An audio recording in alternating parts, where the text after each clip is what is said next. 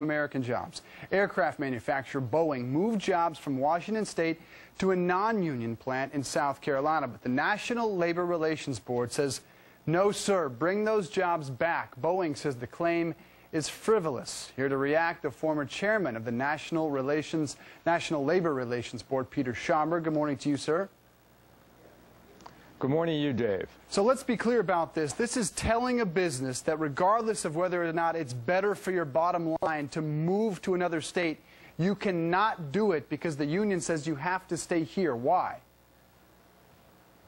Well, the General Counsel of the National Labor Relations Board is claiming that establishing a new plant in South Carolina, Boeing was acting in retaliation against the employee activities because the employees had engaged in 4 strikes since 1995. One of the reasons that Boeing made the decision, and just one of the reasons that Boeing made the decision to go to South Carolina, was that it wanted to avoid interruptions.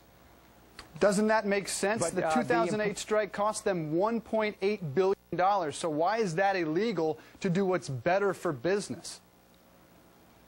Well, I think the General Counsel's complaint is a real stretch.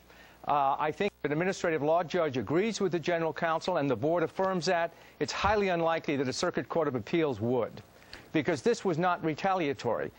The company has a right to open a new plant in a new location. So it wasn't moving jobs. It continues to have its plant in the Puget region, and these jobs weren't moved, so it wasn't retaliatory.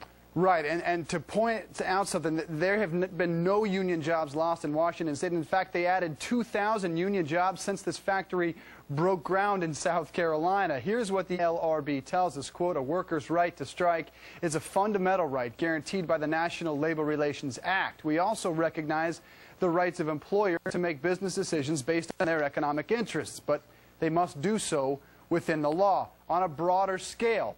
Is the Obama administration involved here at all politically? This is supposed to be an independent board. We all know that the administration wants to pay back the unions for their support. Well, I can't comment on that. The administration, has appointed the current leadership to the board, and the acting general counsel was appointed by President Obama, and the acting general counsel has filed this complaint. But I do not agree with the acting general counsel that what Boeing did was inconsistent with the law. It was fully consistent with the law.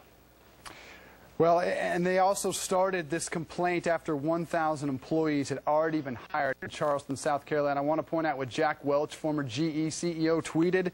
Quote, every business person in the U.S. must follow the Obama administration push here. This is socialism, says the 20-year CEO of GE. Well, thank you for being with us, Peter Schaumber. This is an interesting case. We will stay on it. Thank you. Coming up, new evidence in the search for a serial killer on Long Island. What these clues could mean for the investigation coming up. Then just released, we'll tell you who will definitely be